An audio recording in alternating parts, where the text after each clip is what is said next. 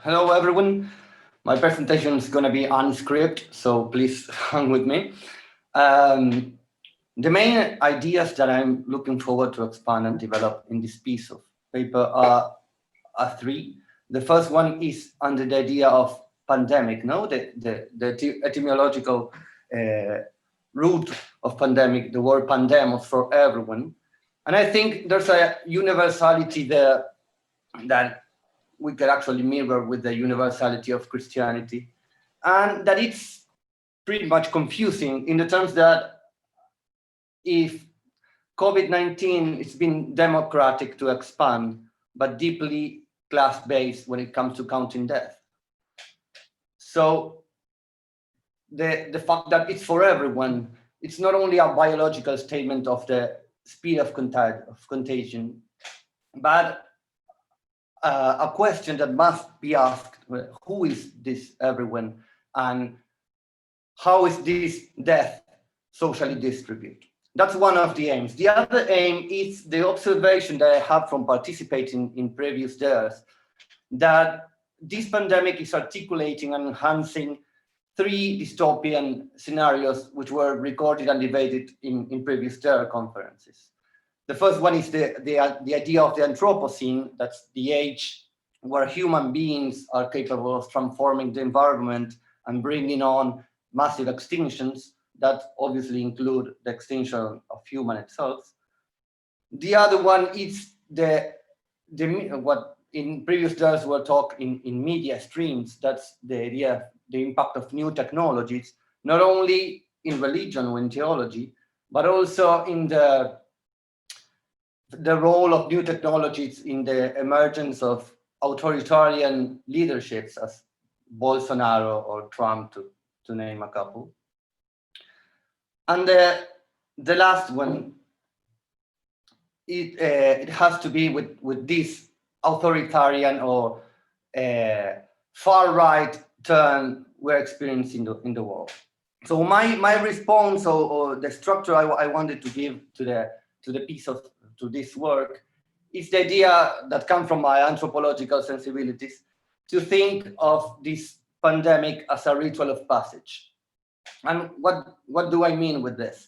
Ritual of passage in anthropology, it's one of the theoretical tools we have that have this universality. Every culture has these rites of passage, funerals, as Anna talked, and weddings, but also coming of age kind of passage.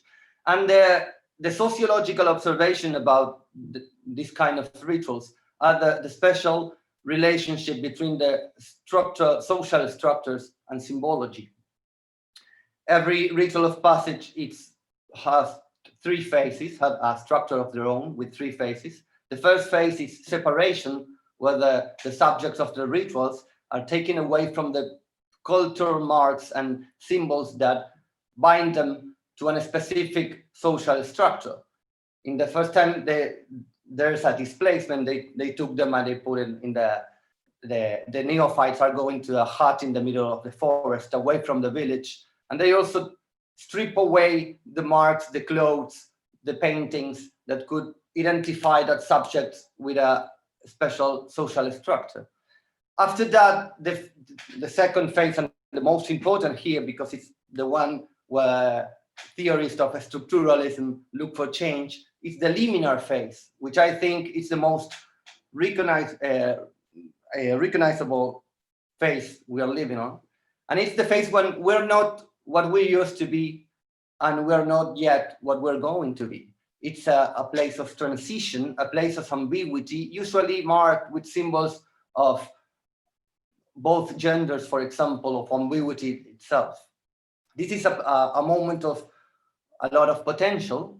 This is a moment where socially, it's the moment where our structures allowed for change and allow for communities, for non-hierarchical communities.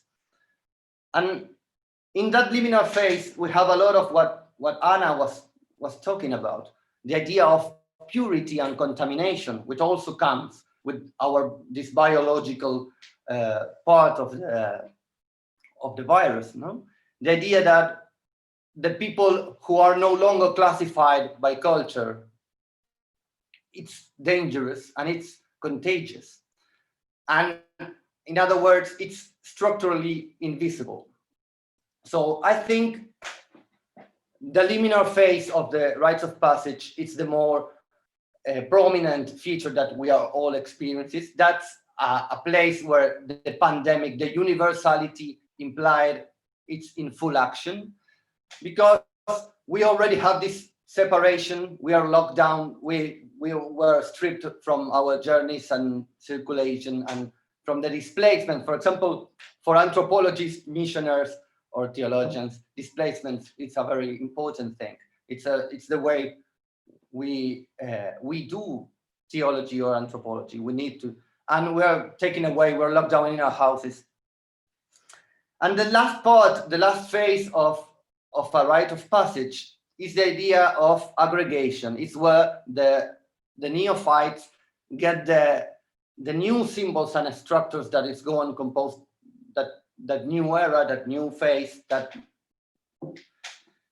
and that comes with a special form of communication. And here I'm also reflecting in what James said about religion as religare, no? Of communication, also religar in Spanish is to bind together.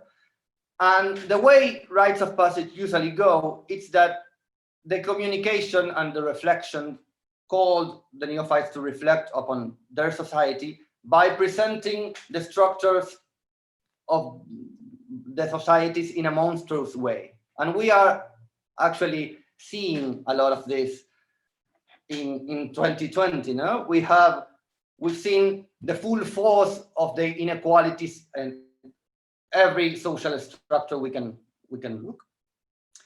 We have what I wanted to call the racialization of class. That means that race and class are coming together.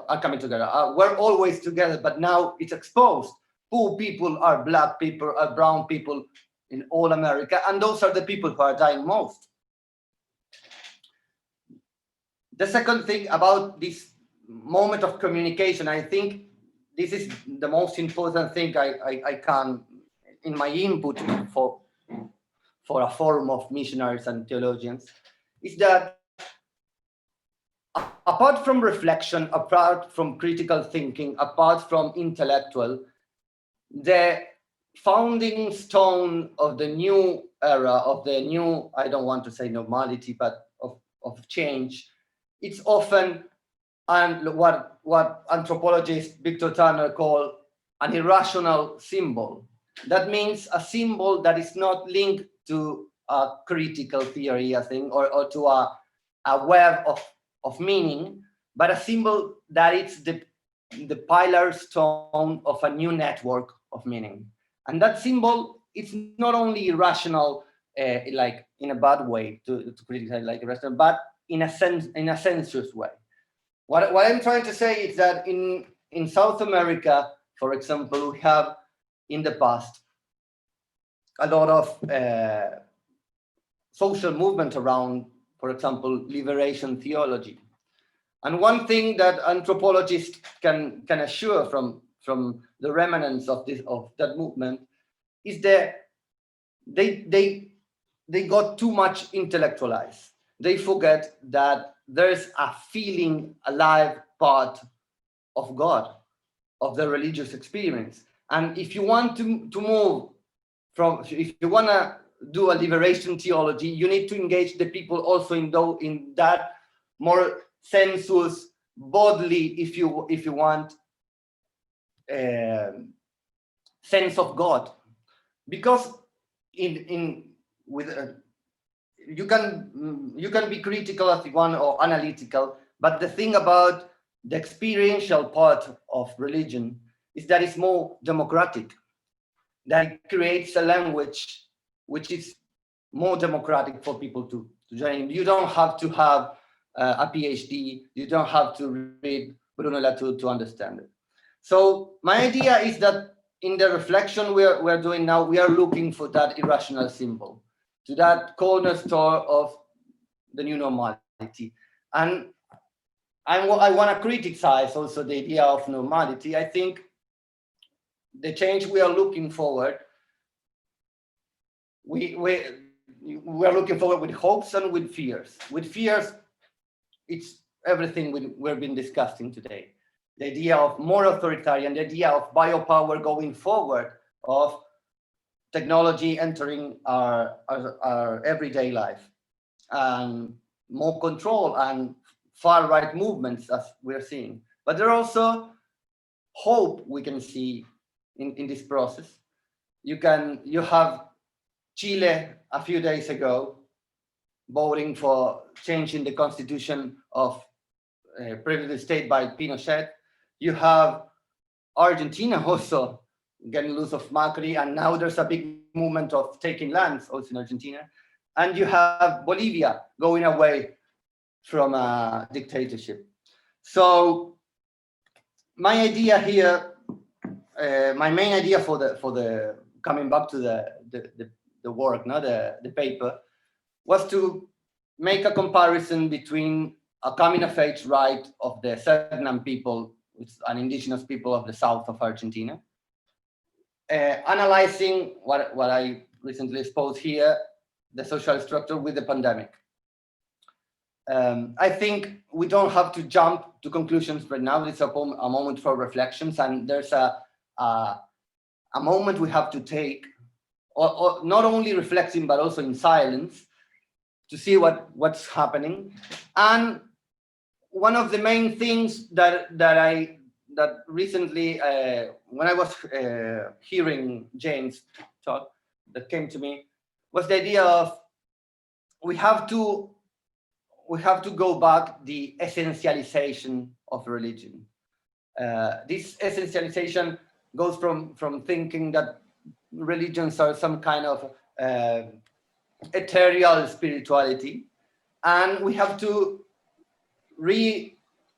go back the separation between what we call secularity and religious, because what we're seeing is an economy of objectified commodities that are carrying the crystallized stones of our social inequalities, and a religion of ethereal kind of reflections. So my idea is that we have to move to a more imbricated ways of thinking and moving, where the technical and the religious would be much more confused in much more dialogue than we are now.